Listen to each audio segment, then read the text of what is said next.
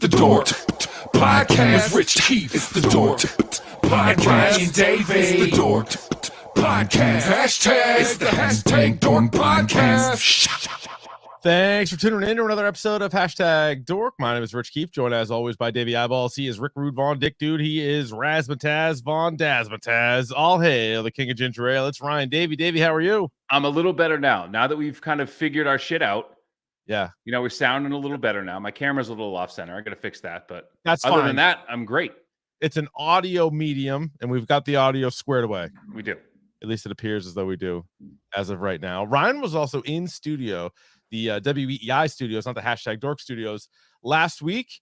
And we had a nice little time on the Rich Keefe show, including an unboxing, which if you missed that, we clipped a part of it and put it up on the old Instagram at Dork Podcast. But Ryan, I'll tell you what, that was a nice little time. We had a great time. I actually outstayed my welcome, as I am wont to do, as I do all the time. Sure. I outstayed my welcome. And we had a night, but you had a nice time. I had a great time. Also, for those watching on YouTube, you might know what I'm talking about. For those listening, you'll have no idea. But Davey is wearing a shirt, and the way his microphone is positioned, it looks like it might say, and it in fact does say, farts. It is just I was going to wait for this. Like, should I have bought this? I found this shirt online. It is a bright yellow shirt that just says in plain block, black lettering, just says the word farts. Because the microphone was covering up the R, so I'm like, it's got to be something else. No, it is in fact just one that says fart. It just says farts. Love it. It's my favorite T-shirt that I own now. That's a good looking shirt. Yeah. I'll tell you what. That's just a good looking shirt. All that is. I read something somewhere that was like, if you don't think farts are funny, you are choosing to live a less happy life with an equal amount of farts. Mm-hmm. People are going to fart. You might as well laugh at it.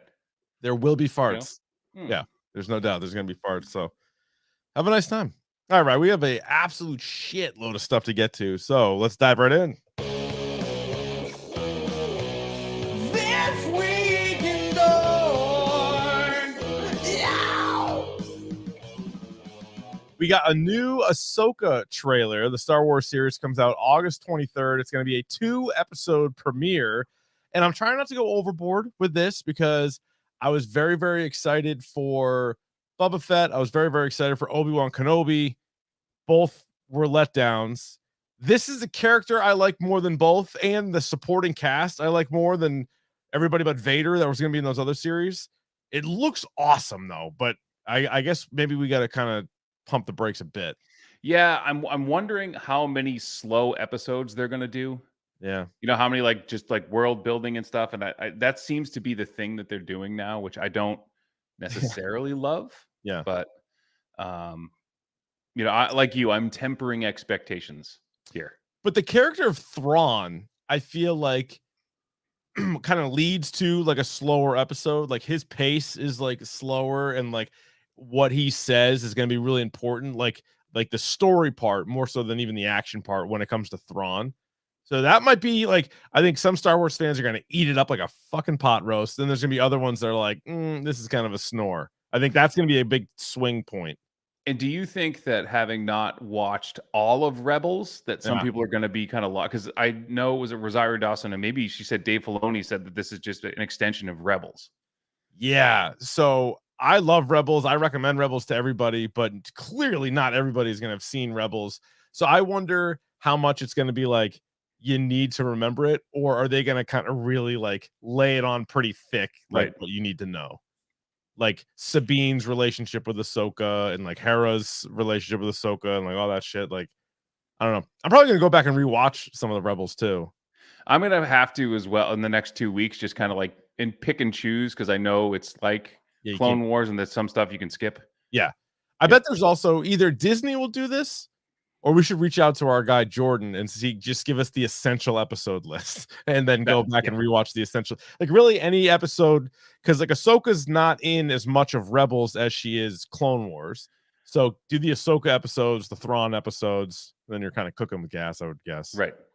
The trailer for Napoleon came out. We tweeted at Dork Podcast. This movie comes out November 22nd. It's a Ridley Scott film starring Joaquin Phoenix. What do you think of the trailer for Napoleon? I mean, I like the use of that. Was it National Anthem by Radiohead? Like that was kind of cool. This is a character in the grand scheme of world history who I have little to no interest in. Yeah. I think we've kind of covered. I think we know what he's all about. If you don't, like, you didn't ever took a history class, but like, I think in all of world conquering, like they make it sound like Napoleon conquered like the entire known world. It was like 2% of the world. Like wasn't even a big deal. No. And he was like I think he was king of France for like a handful of years, like not even that much. So I don't know. Yeah. What the point of this is. He was short, little guy. He actually wasn't. See, that was a myth. That's a shame. That's the most well known for. Right. And that's the most interesting thing about him. And he wasn't even that short. Which is good. I mean, Joaquin Phoenix not that short. So I guess it kind of is fitting. I will say I have no interest in a Napoleon movie, but the trailer looked pretty badass. And Phoenix is a great actor. Ridley Scott has a crazy catalog of movies. So I'm not going to go to the theater for this. This comes out right around Thanksgiving. I got better things to do than go see Napoleon. But when this comes out on one of the, on MGM Plus or whatever the fuck it's coming, I'll watch this. This actually looks better than I thought it would. So I'm reading here that Napoleon was not really short. According to the pre-metric system French measures, he was a diminutive 5'2", but the French inch of the time was 2.7 centimeters when the imperial was 2.54. So he was actually... You know what my nickname was in high school? Napoleon? The French inch.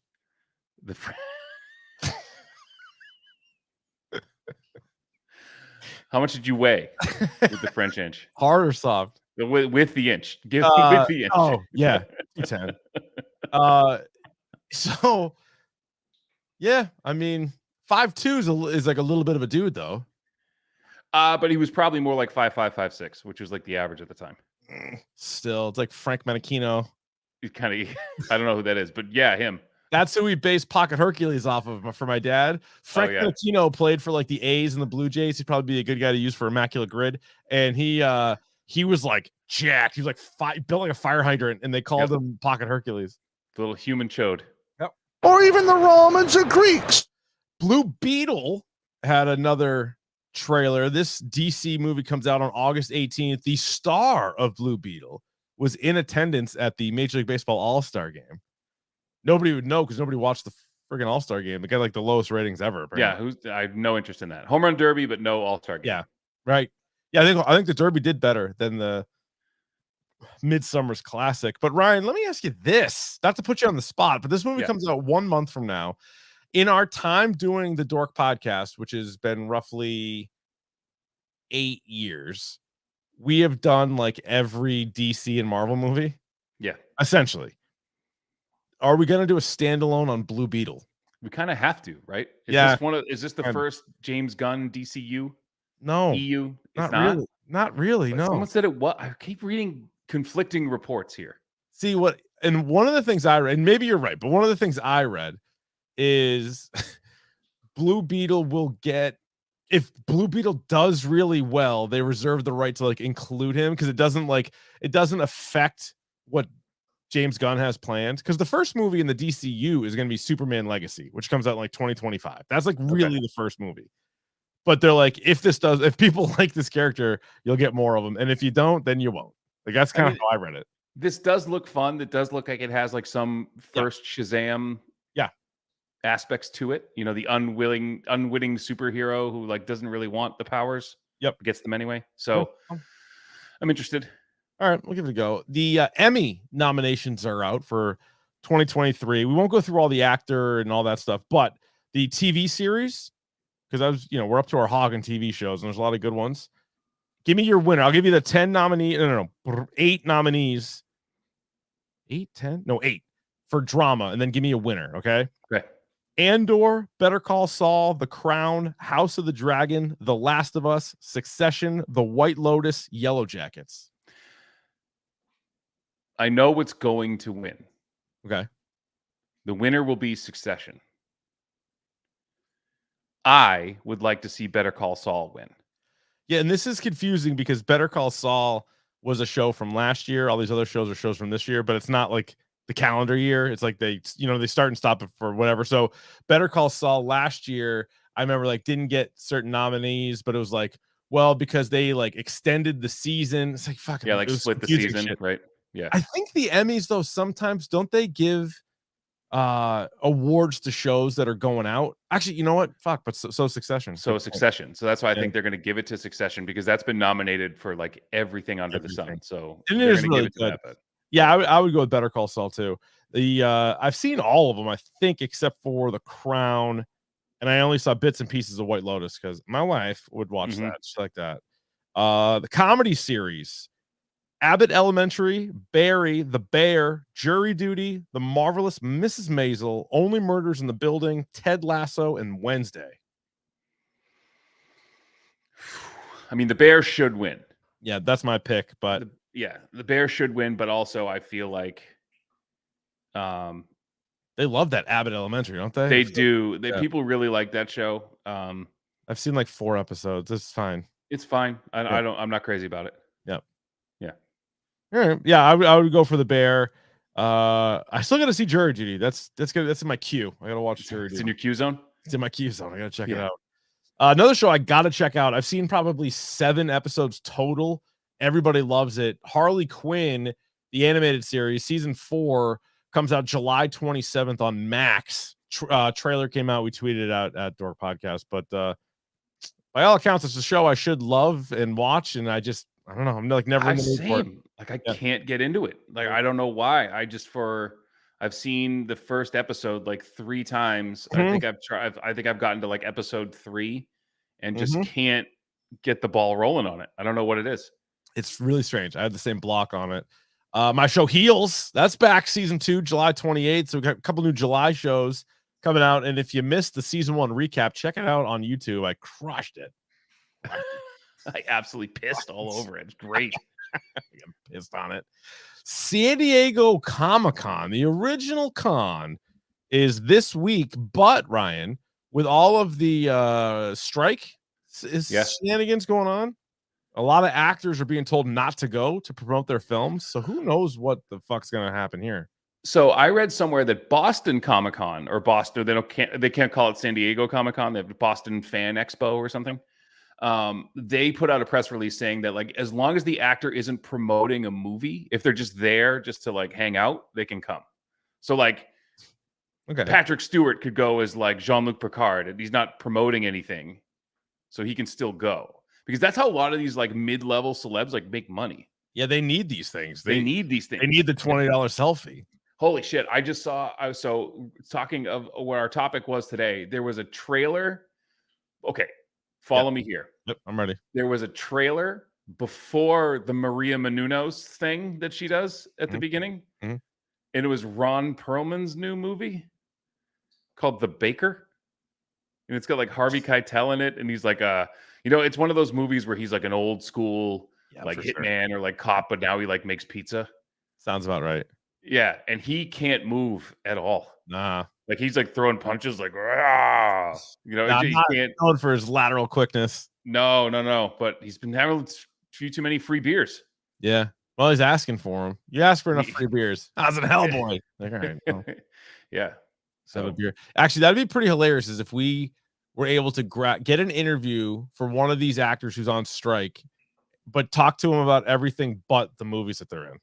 Just like talk to them about like other shit. Yeah, like what do you eat in the morning? Like what's your workout? What do you bench? How much do you weigh? Yeah. Hard or soft? Excuse me? How much do you weigh soft? You heard us. Can you answer? What, are we not connected here? What's the problem? We're speaking the King's English here, right? You understand me? It's a pretty easy question. I'm sure you know the answer. All right, Ryan, what do you got? Bold prediction time. What will make more money this upcoming weekend at the box office? Barbie or Oppenheimer? Barbie's going to make more money. Oppenheimer is going to be like the new awards darling. Everything I'm hearing about this movie, that it's like fantastic. Like Robert Downey Jr. saying it's like the best movie he's ever been in. There's zero special like CGI effects in the movie. And what we heard, prolonged full nudity. Whether we get full penny, full penetration is out, but we're going, someone's hanging dong here. So correct me if I'm wrong. Like, there's been a phenomenon over the last, like, really Borat on, where there's like a lot of penis in movies. Correct me if I'm wrong, and not to go crass. Yeah. They're all soft wieners, right? I have yet to see.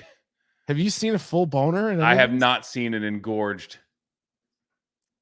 What's member. up with that? Like, if you're gonna do it, do it. I know when I run around hotels naked, it's not flapping in the breeze. You know? Yeah, I don't know. Like, something's going on there. It doesn't make it make sense, right? It doesn't make any sense. I don't want to. There's something I will say to you out there, but there's not something I want to go down. But I want to ask another question. But all right, that's fair. Well, I'll ask you later. Great. Great. Excellent. I'm going to go Barbie as well. I think Barbie's going to make more money. I think they're both going to do well. They were they were stubborn in good form. Like, they didn't want to move off the weekend. They wanted to stay right there. I think Barbie's going to have more of a general mass audience to go see it. Both are going to make a lot of money. Both are going to do well. But yeah, kind of crazy as it all turned out, because the movie we're talking about today is the type of movie that should have like a long run at the box office. I feel like this next coming weekend, it's going to be third place. It's going to be third place by the end of the next weekend. Kind of crazy. Speaking of money,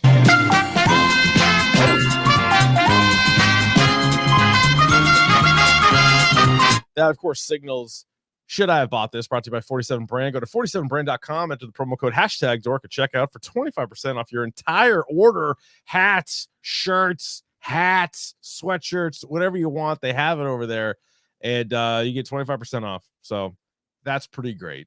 Ryan, right here, for the people that are not watching on YouTube, again, we stream these bad boys Sunday nights on YouTube. Just subscribe to the channel, youtube.com/dork podcast. What are we looking at here, sir? Oh, look at that. A nicely framed movie poster for what I consider my favorite Indiana Jones film. You have a handsome poster of Indiana Jones and the Last Crusade. Oh, yeah. So you got Sean Connery on there. And who's the poster, the guy who does the posters, who makes these? I forget. He did all of these posters. Every like Lucasfilm poster he did. He's recently retired, but it's one of his posters. Yep. And just a fantastic movie. Sharp. In movie poster. So are we talking? Okay, you get the story here? Yeah. So this one comes in from Mike G Unit, is what he refers to himself as. That's how he signed it. Mike G Unit. He says, this lovely licensed Disney print was sold to me for blank dollars. The frame was another blank. I love it. I want your opinion. Davey, don't piss all over this one, please. Should I have bought this? P.S. The last 10 minutes of Air made me cry, but no movie that came out last year did. I don't know what that means, but there you go. Happy Easter. Happy Easter. Oh, times. Well, yeah. Why would I piss? When have I ever pissed all over a? You took a hot piss all over the one. I don't remember. I don't remember either. I'm usually pretty positive with these things. So am I. So I met the guy that we did piss on that belt though that one time. The championship belt, is it the same guy? No, it's a different guy. And I said it was a great belt. I just don't want like the $600 price tag and then owing somebody money for that was the thing I had an issue with. All things being equal, but I think this is great, and I think that having just bought 3 movie poster frames, by the way, yep. I can tell you that those things are not inexpensive. No, so I would say we are looking at, if you bought that poster plus a frame, I'm going to say, and I'm going to get specific with this, $147. Wow, that's a great guess. That is too low. Too low. It was 100 for the poster, 100 for the frame, for a grand total of $200 American dollars. Okay. $100 for the poster. $100 for the poster. I don't know. No word if it, $75 were taped to the back of it. But is it like an original? Is it like a rare? I know you don't have any more of the description that I. Yeah, I read everything that I had there. He says it's a licensed Disney print. $100 out the door. And then you're right, the frame, but we should get into the frame business because, oh my God, they must be making money in the frame business. Printing money over there at Michael's. $200 for an Indiana Jones and the Last Crusade poster. You had me at 150. I think I'm out at 200. Get the fuck out of here! Yeah, I mean, we hate to do it, G Unit, but it's gonna be a get the fuck out of here from us. It is a handsome poster and frame. Oh, it looks great. It looks great. It looks a great. lot of times, like you said, even about the belt, it's a lot of times for us, it's the price point. Yeah. Like, should I have bought this? No, you shouldn't. And we always do the disclaimer, like, we're not ones to tell you how to spend it. The question, would I have bought this? No. Should I have bought this? No. If someone said $200 for this, I'd be like, no, absolutely not. Like that one guy that spent like $2,000 on the Pearl Jam Funkos. And then we found them immediately for like $80. Yeah. Yeah, the chat's not loving it. You know what? It's not dog shit. It's fine. It's a good poster. Fucking it's a good poster. dog shit. You're fucking dog shit. No, I'm with you. Like the shit. You're an adult. You bought something. I hope you enjoy it. You should enjoy it. It makes you happy. Yeah. You should enjoy it. But we're gonna answer the question. We're not gonna give you a yes every single time. That's the beauty of this game. And so send them in dorkpodcast@gmail.com. $25 minimum, and then Davey and I will let you know if in fact you should have bought it. Let's get to this. It's time for Davey's video game minute. Even if it takes more than a minute. All right, what do you have? Well, don't look now, Richard. I know we haven't really done this. It's been kind of a lull this summer for games. Some big games came out like the same week. Street Fighter 6 and Diablo came out like the same day.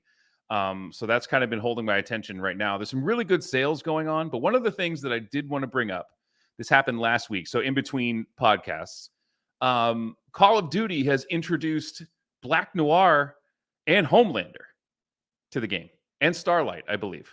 I like that. Which is great, but the problem is people are already complaining that like Homelander's laser eye ability is like OP. Like, yeah, because he's an indestructible superhero. So should be, yeah. That's what happens when you unlock these things, right?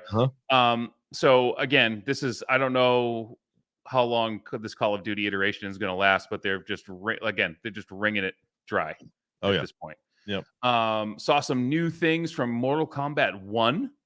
Okay. Which is, I don't know, have we talked about this yet? I think when it first came out or when they first announced it, we did, but it's a very confusing title. Yeah, so it's like basically takes place before the original Mortal Kombat. So these characters have known each other for some time. And you also get the pre-death Scorpion. Mm-hmm. And it seems as he and Sub-Zero are allies at this point. So, nice. But they just, Smoke and Rain are added to the roster this weekend. In Street Fighter 6, last week they introduced that Rashid is going to be the first character added to the roster, who is a new character in Street Fighter 5 that people really liked. And then the last bit, so we've been doing this, get this. So we've been doing this long enough where there was a video game developer that reached out to us and gave us a free copy of the game Oxenfree. Remember that? Mm-hmm. Now has a sequel, Oxenfree 2, which I actually really liked. I actually really did like that game. How about that? And now they have a sequel that's coming out, and it's getting really good reviews. So congratulations to them. Excellent. Good. And I'd like to say that we, had a small hand in that. We did, something about it. We'll take a copy of the second one. Why not? It looks glorious. It looks like a lovely little game. So, yeah. Very good. Oh, I saw the Black Panthers getting a game finally. That's right. So it was like a teaser trailer. So Black Panther's getting one, and so is Iron Man, by the way. Two reputable game studios. And I don't want to get into like we're over the minute now, but so the FEC, it was a Federal Exchange Commission, said that Activision can be bought by Microsoft or Bethesda. Is it Activision? Doesn't matter. Yeah. Activision Blizzard being bought by Microsoft. So fun times. It's the world. It's the world we live in, Ryan. Sure is. What are you gonna do? There you go. There's the minute right there. I got a question for you though, Ryan. This is an important one. Y'all ready for bisque? Topic du jour time, folks. I wasn't paying attention. I got to be honest with you. Well, I'm glad you asked. It's the topic of the day, and today it is Mission Impossible: Dead Reckoning Part 1 in theaters now. 2 hours and 43 minutes. It's the 7th Mission Impossible movie, currently on Roddy T's. 96% by the critics, 95% by the audience. We begin with all of our movie and TV reviews spoiler free. Ryan, Mission Impossible Dead Reckoning Part 1. Did you like it? Yes, I did. Same. Did you like it? I liked it. And not to be too controversial on the podcast, I would say I like to really like all of these movies. I don't necessarily love any of them. This one, again, if we're binary, is it good or bad? It's good. Good. Yeah. There were some things that I not took exception to, but had slight issues with. Yeah. That I would like to discuss with you if you have the time. I do. I got plenty of time on my schedule for this, made an appointment and everything. But yeah, no, I don't love them. I really like the Mission Impossible movies. I think they're fun. I think there's some cool stuff in them. The technology is kick-ass. The stunts are always great. They keep one-upping themselves. Tom Cruise is great, but then a bunch of the other side characters are usually really good. But and maybe it's just me. Like, I like comic book movies, I like horror movies, I like comedies, and I like Quentin Tarantino movies. So like anything I like else, Budweiser beer, big titties, and the American flag. That's who I am. No, that's me. I like to take old biddies and punching mocks. That's me. And so this is like, don't get me wrong, I enjoy an action movie, but it's not the top of my, it's not, for whatever reason, it's not the top of my list. Yeah. One thing we talked about on the radio program when Fitzy was in was top 5 Tom Cruise movies. And you could probably put 5 Mission Impossibles in there if you wanted to. You could. I really like, which one was it? Was it Fallout? It was the one that Rebecca Ferguson was first in. Fallout was the one before this. Oh, so not that one. It was Rogue Nation 5. It was Rogue Nation 5. Yep. I think that one's my favorite. And then real quick before you rack your brain, I am also a big fan of No Order, Collateral, Interview with the Vampire, and Tropic Thunder, if you want to count that as a Tom Cruise movie. I was going to ask you if you were going to count that. I think it counts. I mean, because he's in it enough, and it's such a unique character for him that like I would count that. And I'm trying to think what else. What was my other one? I forget what I had in my top 5. Maverick? Yes. Yeah. Maverick. Yeah. Top Gun Maverick. So I would go, not counting this movie. Yep. I would go Top Gun Maverick, Tropic Thunder, Mm-hmm. Collateral, Mm-hmm.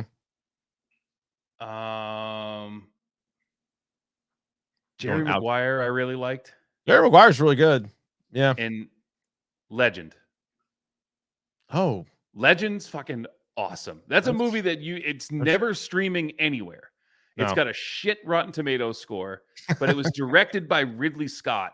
And it was like one of those like 80s fantasy movies, and Tim Curry plays like the bad guy. And it's got the girl, she played Sloane, Mia Sarah. She played Sloane in Ferris Bueller's Day Off. Yeah, nice. Movie's awesome. And like if you like 80s fantasy movies goes, it's probably one of the better ones. So if you haven't seen Legend in a long time, check that out. I'm trying to find it. Yeah, the only real kind of miss, I feel like, because like whatever you want to say about like Valkyrie and a couple other ones, the only real miss was The Mummy. They tried like kicking off the MonsterVerse and like, but they started with The Mummy, but it wasn't like The Mummy from Brendan Fraser. It was a different mummy, and Tom Cruise was the face of it. And that thing just fell apart, and it ruined it like stopped the franchise before it could get going. I'm going to take out Jerry Maguire, by the way. And now that I'm looking at it, and I'm putting in Edge of Tomorrow. Oh, good one. That movie fucking rules. Edge of Tomorrow's sick. The Outsiders is pretty good if you want to go old school. Oh, yeah. The dreamboat of a cast. All those fellows. Look at those hunks. Just a bunch of hunks in that movie, huh? Or like really, you could put in any Mission Impossible that you want. Like the Mission Impossibles are all.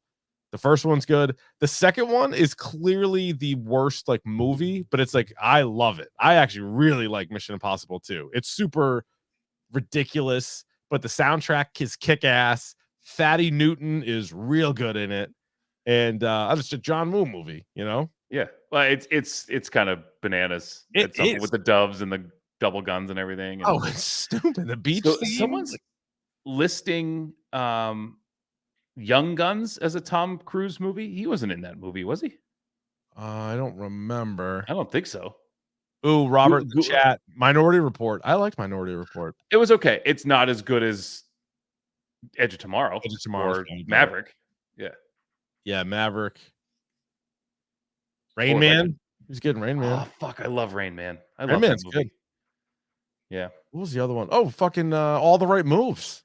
I've never actually seen that movie. You could see his penis. Really? You could see his penis in that. And that's Hard or soft? soft. Once again, all it is soft dicks in Hollywood. Another dork t-shirt. All it is soft dicks. Hollywood. Bunch of soft dicks. There's a great line in Scream. It's kind of like a throwaway line, but Yeah. Tatum is trying to talk to Sydney, and she's saying after Sydney had the scare at her house, and she's like, "You can sleep over my house. I'll grab a movie." And she's like, "Maybe All the Right Moves." She's like, "You know, if you pause it just right, you can see his penis." Yep. So, but that's And I love the cowboy collar on Yeah. on Tom Cruise in this movie here. Yeah, dude, he was good, and he was like a really good football player in Pittsburgh. His girlfriend, I think, was Carolina in the City. The whole thing. Oh, Few Good Men. Few Good Men was good. Tim, you didn't like it?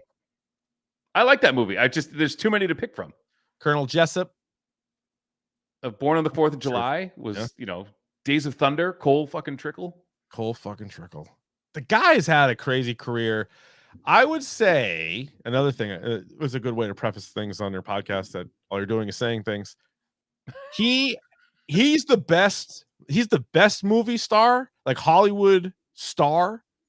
I think I would take a bunch of other actors' filmographies. Like if you're just stacking them up like favorite movies, like I think Brad Pitt is in way more of my favorite movies. Denzel Washington is in way more movies that I like. But I recognize Tom Cruise as like the best like box office star. That makes sense. Yeah, and for a long time, it was like him and Will Smith were kind of like box office. It was like Will Smith, Tom Hanks, Tom Cruise were like untouchable in the box office. True. And those other two have taken a little bit of a dip, and I feel like Tom Cruise is having like this resurgence right now. What happened to Will Smith? I don't know. You don't see him as much anymore. He fucking kind of quiet. He fucking slapped a comedian at the Oscars For making a joke, for doing what he was paid to do. He's for doing his job. Yeah. He was just doing his job. Oh, he hit him hard too. Decked him. Screamed at him. And then 10 minutes later, won the Oscar. And again, I would have waited until he sat down and then doubled down on that joke to see if he would get up again. I would have too. At that point, like, who cares? Right. Was he going to kill you in front of everybody? He was going to shoot me in front of live TV. Yeah, okay. No, you're going to sit there and take that. That one was for free. You're going to sit there and you're going to wear the next one. Yep. Trust me. Here comes the Scientology joke. He should have just gone. I know. Listen, I'm not him. I wasn't in that position. It's got to be tough. And he probably thought he was doing what was right, but like he could have just crushed him. Now, then again, pretty safe to say he's been crushed. We haven't seen Will Smith. Haven't seen hide nor hair of him. No. He did that to himself. But if I'm Chris Rock, and not to rehash this whole thing, but if I'm Chris Rock and someone gives me a hard time for doubling down on the joke that I made for Will Smith, you know what I say to that person? I look them dead in their stupid eyes and I look at them and I say, fuck you. Yeah. You're lucky I don't press charges and sue you. Yes. Someone. Where's the security? I got 3 words for you. Fuck you. Fuck you. That's what I would have said if I were Chris Rock. Yeah. Fuck you, dickhead. It's exactly what I would have said. Yeah. Yeah. Well, you live to play another day. Back to Mission Impossible Dead Reckoning Part 1. Oh, how about this phenomenon? Do you chalk this up to Harry Potter and the Deathly Hallows, or perhaps Hunger Games? Lord of the Rings. No, Lord of the Rings didn't really do it, did it? Yeah, they did. Yeah, but Lord of the Rings was like, hey, here's our trilogy. This is like Harry Potter had a bunch of movies, and then they're like part 1, part 2. Hunger Games had a bunch of movies, and then at the end, I forget what the hell that was, but it was like part 1, part 2. Now you're seeing it with Dune. You're seeing it with Spider-Man Across the Spider-Verse. You're seeing it with Mission Impossible. Kind of saw it with Avengers, if you want to call Infinity War and Endgame that. They originally came out as part 1, part 2 when they released the titles a long time ago, but I don't know why I thought that the last Lord of the Rings was split into 2. I don't know why. Maybe it's one of those, what do they call it? What do you think? It's like Berenstain Bears. What do they call it? Mandela effect? Yeah, but it was just 2 towers and then Return of the King. It was just like, right. Yeah. I think it was because they split one book of The Hobbit into 3 movies. They split like a 200-page book into 3 movies. Yeah. Which, how the fuck do you do that? But it's like more, acceptable now to do this, because otherwise, if you're pitching it before, you'd be like, you know what that sounds like? A TV show. That sounds like a series. If you need 10 hours to tell a story, maybe you should be a show and not a series of movies. But people they're on board. And you're like 2 hours and 43 minutes for part 1. Like, holy mackerel. And I did think it was a little long. It kind of flew by for me, which was nice. There were some things that we'll get to that I was like, you probably could have cut 20 minutes out of this. Yeah, I thought was it like the middle. I feel like it lulled a little bit. Like maybe it was just to sort of catch your breath and like ramp you up for some of the stuff at the end. But I'm not saying it needs to be 90 minutes, but it could have been 215, 220. You know, would have been all right. Yeah. The story is kind of what it is for a Mission Impossible. I think it's great. One of the things that's been fascinating is like people talking about AI and like the implications of like what that means. Yeah. If computers become self-aware and now are just messing with people. Yeah. And every time you do something, it learns from it is pretty fascinating. And I don't want to say it's like bleeding edge where like it's very recently become part of our daily lives, which is strange. I also think I wouldn't call it like a huge fear of mine. Like, it's not like I'm like staying up late thinking about it. But if you had to choose between like aliens taking over or like in our lifetime, the climate being so bad that ruins the country, or like artificial intelligence kind of taking over, I feel like that's the most likely thing.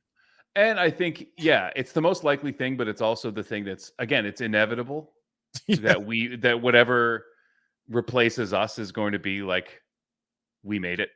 Yeah.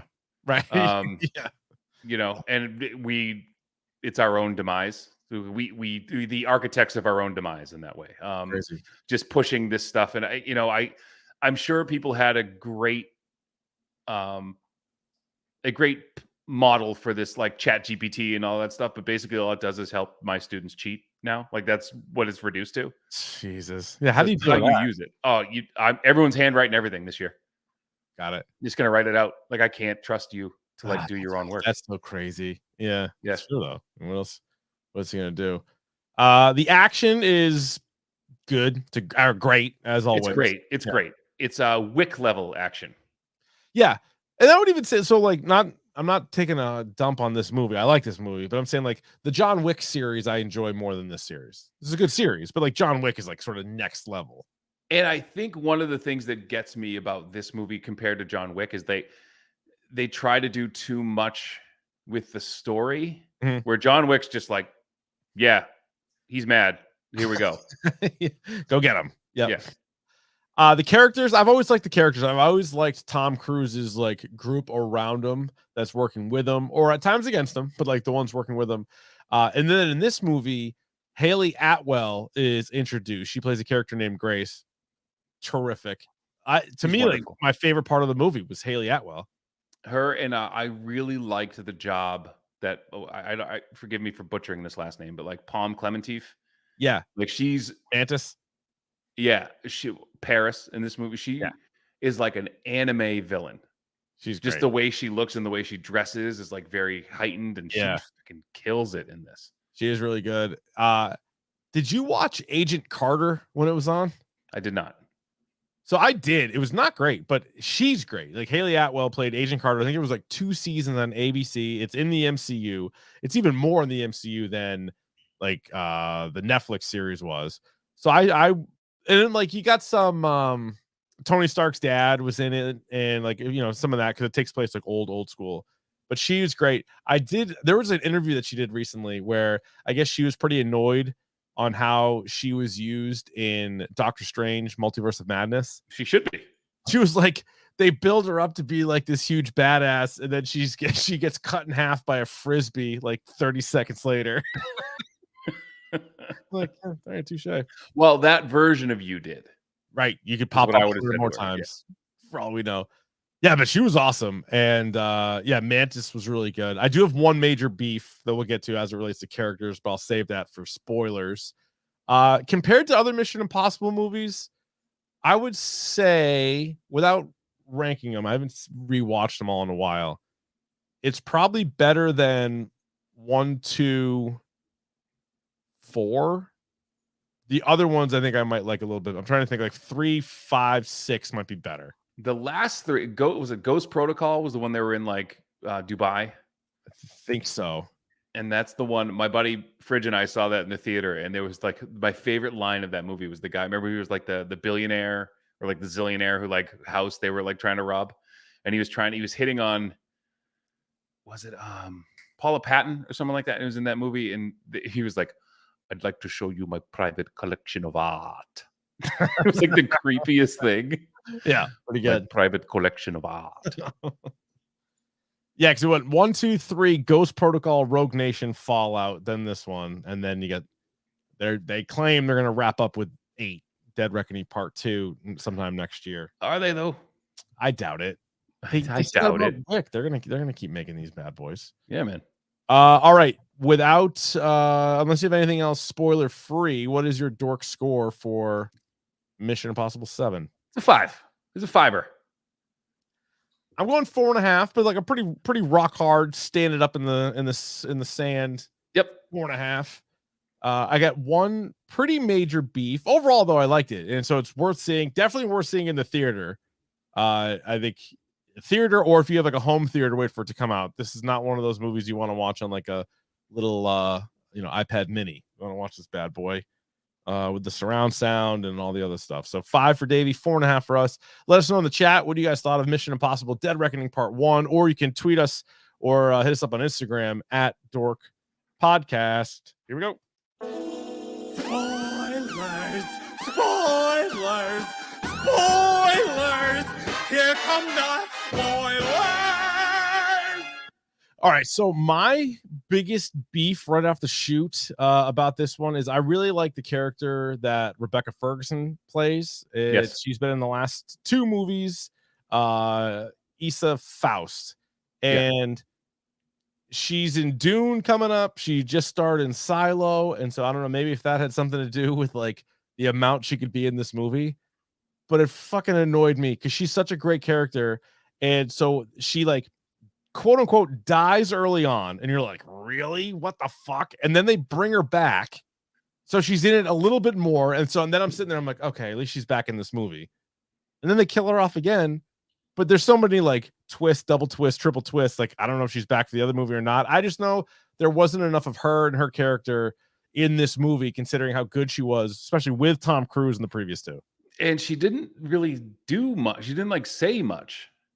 No. Yes, for someone who's that good of an actress, you would think that like they would give her a little bit more lines. So I wonder if it was, I mean, I feel like if you sign up for the movie, you sign up for the movie, but she's pretty busy now, I guess. And maybe it was like, hey, I only have so many days to shoot. I don't know how that worked, because why write her out of it? The only thing I can think of is if you look at all these Mission Impossibles, there's basically one female co-lead. Like there's Tom Cruise always at the top, and then there's always like, Fatty Newton, or it's Ferguson, and then this one, because they had to make room for Haley Atwell, it was like, all right, you gotta go, we're gonna push you to the side.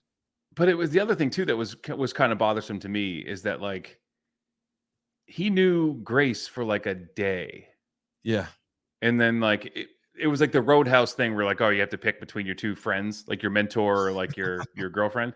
And then like ultimately chooses Grace, who again the day before left him handcuffed to a car about to be hit by a train. Yes, sure did. And he's like, no, I'm picking her out of this person I have like a personal history with. Like, you and even the character, it was Grace says at one point, like, you don't even know me. Like you guys like don't even know who I am. I know. And they're like, no, you're gonna get a choice. Like, to me, there's 2 things that stood out to me that were kind of that, like the relationships between Tom Cruise and these women was a little forced. And the 2 American guys, like what was the point of them? Oh, so the one dude who Jasper Briggs is the character, but Shea Wiggum is his name. He's a that guy in movies. So he is Steve Buscemi's brother in Boardwalk Empire. Yes, he's the cop, Eli, right? Yes, but then he's in a bunch of other stuff. He was in True Detective. He's in like Silver Linings Playbook, but you'd recognize him and everything. Yeah, they're just kind of like tag-alongs. And you're like, they're trying to bring down Ethan, but they're not really like completely against him. But they kind of. If you're Ethan Hunt, do you look at the situation around you and be like, look fucking around you? It's not me. Like, look around you. There's someone chasing me with a fucking Hummer. Yeah. Like, it's not me. Yeah, it is weird with like it ramps up the action and it's always like, oh, like you got away from this guy, but you didn't get away from these two. And it's like, it's the ultimate Always Sunny. Like, who is this versus? Like, what? But who are we doing this versus? So you're like, these guys are trying to stop these guys, and these guys like don't like these guys, but they like these guys less. So they're gonna also, and you're like, okay. Is it going to turn out that he's like Jeremy Renner's brother or something like that? Because you remember this throwaway line that it's personal. Like you've never met him personally, but it's personal. Like whose brother is he? Who is he doing this versus? It's possible. Yeah. How about Carrie Elways getting a little burn here? Yeah. No As You Wish or anything. Just kind of just like a prick of a guy though. But they didn't even give him a name, did they? They were just like defense secretary. Yeah. Yeah, he's like the director of national intelligence. Right. Yeah. All the double crosses. So is the the shape shifting, if you will, or just the masks? Is it too much, not enough, or just right? It was just right, and I love that they like fucked up that they broke it. Oh yeah, they did break it because they were going to do more of it, and then that way it was like, without that, Tom Cruise never has to jump off of a cliff and parachute into a train. Right, and with all these, this is the 6th or 7th movie in this franchise. 7. We've seen it. Okay, we get it. Like it was cool 20 years ago. So I was getting to that point too, and that's why maybe it also factors into the 4.5, where back in 96, I think, when the first one came out, and then when the second one came out in like 2001 or whatever, it was crazy. And it was like, oh, or no, 2000. So it was 96 and then 2000. And you're like, as soon as you'd pull the face off and it was Tom Cruise underneath, you're like, oh shit. Like, oh shit, the whole time. And he's got the little sticker, like the little voice changer. Yeah. Now it's like, yeah, that's for sure not the guy. And too many of them know that you can do that. And so they do it to the Kittredge, right? They do it on the train to that guy. Who like invented it. Yeah, why isn't he grabbing her face or something? Well, it was the other thing too, that like, and again, I think dissecting these, once you start rabbit holing and like dissecting these movies, you find you like it less and less. So I want to do as little of that as possible. I know. But it was like the other thing too, with like they're on that train and like the guy who's a Gabriel like knocks the brake off the train, so the train's not slowing down and whatever. And he's like, you go stop the train. And Grace is like, I don't know how. And I'm like, just fucking disconnect it. And he goes, figure it out. That was like the very first thing I thought of. Right. But also, disconnect it. He goes, figure it out. And I guess on the one hand, it's a test, but it's a kind of a dangerous test, because if she doesn't figure it out, then you're probably going to die. Even though she doesn't come back and save her. No, he doesn't. But he probably also thought to disconnect it. Maybe he should have said that. Like, it doesn't kill. I know it's cooler to say figure it out, but he could also say try disconnecting it. Just disconnect it. If you can't stop it, just disconnect it and let it go on its own. There was a thing going around on the internet today from one of the creators of Uncharted. Yeah. And so there's the scene at the end, and it's a cool scene. Like when the train is falling off after they disconnect it, but then like each cart's going down. Yeah. And when they're facing like up. Yes. And they have to jump side to side. Yep. You have to do that in Uncharted. Now that you mentioned it. Yeah, you do. People are like, it's a shot for shot scene from Uncharted 2. And somebody tweeted, and they weren't being a dick about it. They just tweeted at Christopher McQuarrie. Yeah. They're like, was there any influence from like Uncharted? I think it wasn't. Again, it was like, great movie, love the movie. Like that one scene though, like, was there any influence from that? And he's like, no. He's like, I don't know anything about video games. And like, no. I'm like, I don't know, man. Like, it's kind of the same scene. Julie, you sure about that? You sure about that? That's why. Yeah, I mean, again, I remember now that you mentioned it. Like, I remember that now, and I'm like, yeah, it's the same deal. And so the guy that one of the creators of Uncharted tweeted out 4 pictures. One of them was from it's Neil Druckmann. No, it wasn't Druckmann. Oh. It was another guy that worked with Druckmann. Yeah, it was the scene of him just like holding on to a thing. And so that one's a little bit more like, all right, in movies where there's, cliffs, you're going to have that. Because then what's hilarious is somebody then tweeted out the picture from Jurassic Park 2 where they do the same fucking thing. before Uncharted and before Mission Impossible, where they're like in the RV and they're like trying to go up it. Remember, because it gets knocked off the cliff. Yes. So, I mean, whatever. Whether there's it's whatever. Like it's fine. It is whatever. But it's kind of funny. I like Luther and Benji. Like that's what I think helps these movies. Ving Rhames is great, and then Simon Pegg gives you a little comedy. And I love the technology almost as much as I like the stunts. Like the shit that like those guys are coming up with, and like what they can do like with a computer is fucking awesome. And they're using like these old IBM Tough books or like ThinkPads. There's not like anything. There's no branding on them at all. I think it's what those guys would use is like these like heavy duty like black box computers. And I like what they can't do anything that they normally do because they're fighting an AI. So they just smash them up. They're just like, all right, smash the laptops.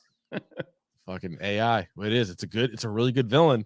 More and more movies are going to start doing it. Not that they haven't in the past. We've seen it, but they're going to start to do it even more, I would guess. Also, maybe even better than any of the stunts Tom Cruise did. How about his close-up magic? How about him making the keys disappear right in front of Grace? Didn't he do this? He did this in the first Mission Impossible, I feel like. I think so. There was a whole thing where he was like making cards appear and disappear. Like I love it. He again, like all of 80% of the stunts he does, like he actually can do that. I love it. You do like a good magic trick. I could watch close-up magic for days at a time. And then Haley Atwell does one too when she does the key. She snaps the key out of nowhere. So good. Yeah. Love when I was like, oh shit, we're in for a good one today when he's doing close-up magic at the airport. Do you think it's lame to have this big thing that people are fighting over to be a physical key? I didn't find it lame. No, I thought it was fine because like what the key. I thought it was cool that they're fighting over a key, and most of them don't even know what it goes to. They just know that it's important to get it, and then they learn what it goes to later on. Yeah, and for me, knowing what I know about tumbler locks and keys, if you've seen, they have like everyone in the movies looking at a picture of these keys. You can easily recreate it. They could make it. And like, it's a different alloy. I'm like, the fucking alloy doesn't matter. That's not how locks work. They'll figure it out. Yeah. Yeah. Pretty cool. So you mentioned Mission Impossible 1. So the Eugene Kittredge, the character who basically like created the whole IMF, I don't think he's physically been in a Mission Impossible since the first one. And then they bring up this one. It was kind of cool. I was like, wow, that's a face I haven't seen in a while. I like it. Do you have an issue with IMF standing for Impossible Mission Force? Yes, I do. Fucking ridiculous. What? Impossible Mission Force. That's something like Team America. You know, that's just it's so stupid, but Impossible Mission Force. What does IMF stand for? Impossible Mission Force. I'm like, I think I went in the theater because that's the first time they've ever said it. Maybe they said it on the show. I know, but we knew it was IMF, right? But maybe I don't think they ever said what IMF stood for. Dude, when he goes and sees Kittredge, so he's got the mask on. So right against, like, here's a mask. But when he sneaks in there and then just like gives him the little like breathing thing and just like gasses everybody and then talk, like that's a cool scene and a setup for him. But I had like Fred Armisen fashion because the guy who's the mask that they made, he looked like a cartoon character. He was like looking around. Yeah, like the actor looked like a cartoon character. And if I'm sitting in that room, if I'm Carrie Elways, I look back at the security guard who, one, shows up late, two, has a briefcase, and I'm like, that guy's here to kill me. like that guy in the back. Check this guy's throat right now. See if he's got a voice thing. But I did like how they were like pulling on the face of everyone they met. Yeah. Oh yeah, our guy fucking Briggs was running around. Yeah. He knew about the masks. That's it. You can't get got by a mask. You got to just grab people's faces and be like, this is what I'm doing now. Just get that out of the way early. He did give the guy the mandible claw, like give him a fish hook, like pulled in the inside of his cheek. Fuck. Yeah. So Palm Clementif, who is Mantis in the Guardians movies, played Paris in this. She had like a bunch of different looks. One of them was kind of Harley Quinn-ish, but whatever. The Sergeant Pepper one. Yeah. But she was fucking cool. Like she was a good assassin badass. And she has like this, like, again, this like expressions on her face. She looks like an anime villain. Yeah. Like just her eyes get really wide and she's like the scene in that like really skinny alley.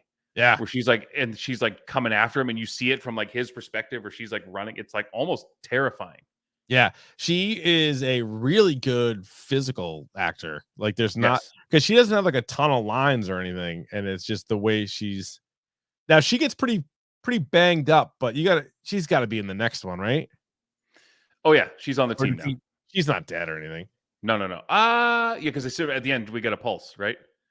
I think so. She got pretty messed up, but yeah, they got to bring her back. You think Rebecca Ferguson's still alive?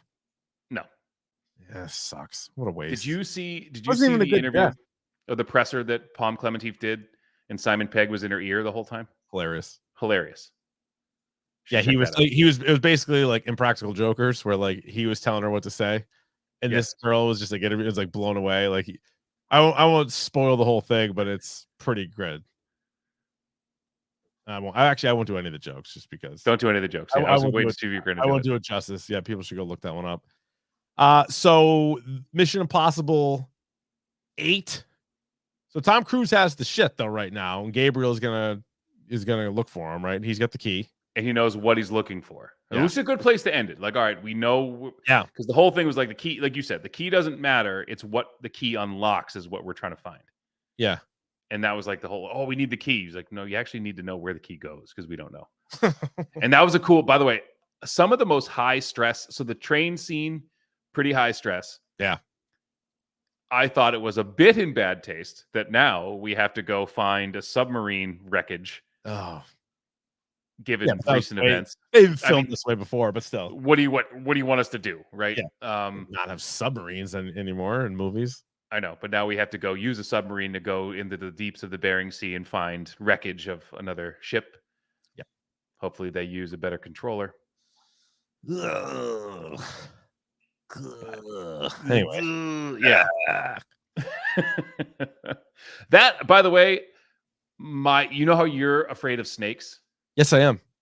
I had a reoccurring dream as a kid that I would fall through ice and get stuck underneath. Because I remember hearing someone say, you got to be careful because the ice could freeze over immediately, like after you fall through. I don't know if it's that quick. It's not, but someone said that to me when I was like, yeah, 8. You hear that? Yeah, no, that's and now I would have like reoccurring nightmares of being trapped under ice. That'll mess you up. Oh yeah, that'll mess you up pretty good. So that was very stressful for me. And so the older I get, the more claustrophobic I get. Yeah. So no submarines for this guy. Buried Alive. Nope. I don't think I ever saw that Ryan Reynolds movie where he's buried alive. I know a lot of movies do Buried Alive, but that one was. Or did I see that? The scene in Kill Bill was enough for me. Wow. Super stressful. Wowzers. Wow. There's another movie too. There's another really good movie, although it's kind of a spoiler, I guess. So I won't say what the name of it is, but it's a horror movie and it's fantastic. But it involves that very much. Nope. Yeah. Anything else? MI7, pretty good. I think we were hard on it. I think if you look at this movie through the lens of like, this is why you go to see movies in theaters. Yeah. Oh yeah. Like this movie is definitely intended for you to see in a theater, not on a TV screen. It is. Yeah. There are some hits, like some bass hits in the beginning. If you go to like one of those big digital theaters or like IMAX, you're gonna feel it like in your chest. Oh yeah. Even like before you even get to Tom Cruise, like when you're in like the submarine and you're like, they're shooting missiles and whatnot down there. Pretty good. All right. Well, that'll do it for Mission Impossible Dead Reckoning Part 1. Pick of the bomb. All right, Ryan, would you like to kick, receive, defer, or you may also choose at this time to defend a goal? I will defer to you. Okay, I got a couple of things. One, and I talked about this on the radio show, but not on this yet. I'm all in on Immaculate Grid. Now, I know this is 3-4 weeks old at this point, but I don't think we've talked about it on the podcast. But Immaculate Grid, the baseball trivia game, you can play every day. It's sort of like Wordle. They reset it.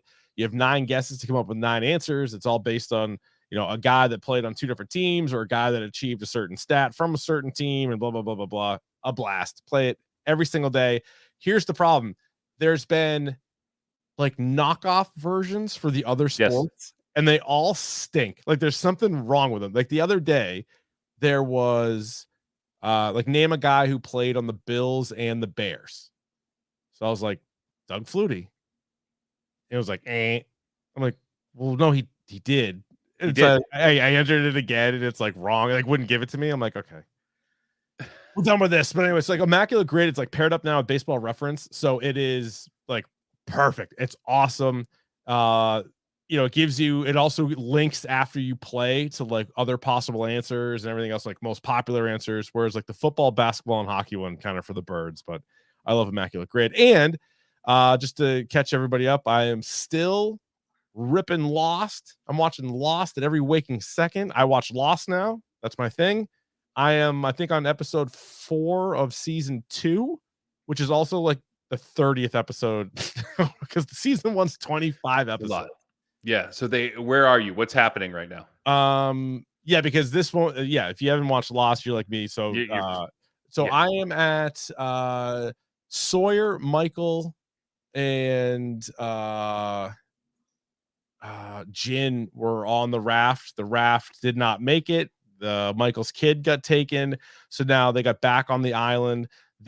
Michelle Rodriguez's crew just found them. Yep. So they figured out that they were also on the plane, but on a different part of the island.